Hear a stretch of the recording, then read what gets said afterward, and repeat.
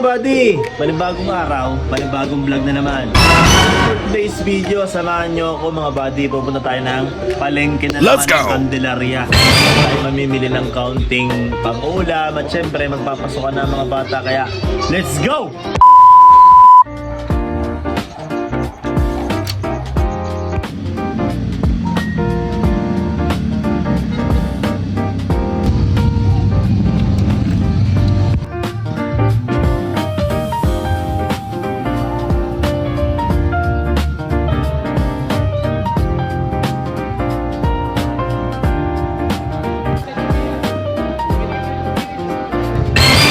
What's up mga buddy?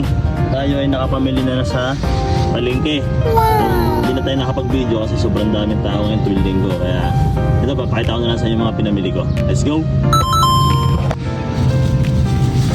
Bumili tayo ng ubas, orange, mangga, pechay. Siyempre, magpapasok ka na hotdog, tocino, nuggets para sa mga bata. May manok tayo sa bahay, so sayote para sa tinola. Siyempre, kalamansi. Yung listahan ko ay ina. Ano ba? Kaunting sibuyas, sambawang. Budget meal lang tayo mga buddy. Wrapper. Magiginiling tayo.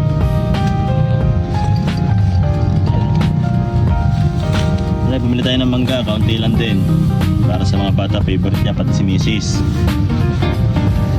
Tapos sa mga pang-ulam, so luya. So bangus, bumili tayo ng bangus, bislat, tapos ay pinagayat natin ang ulo. Sisigang natin mga buddy yung ulo, tapos piprito natin, bababad natin yung bangus.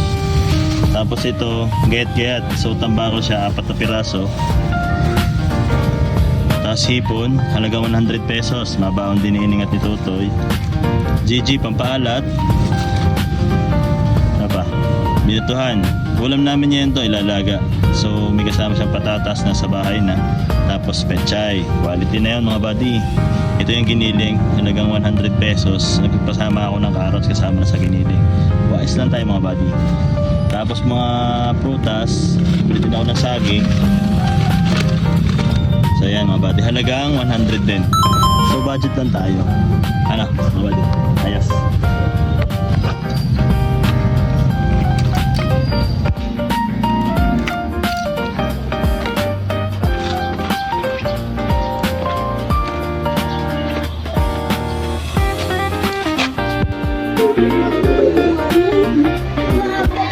So yung mga buddy, dito na tayo sa bahay. So salamat sa pagsama sa akin.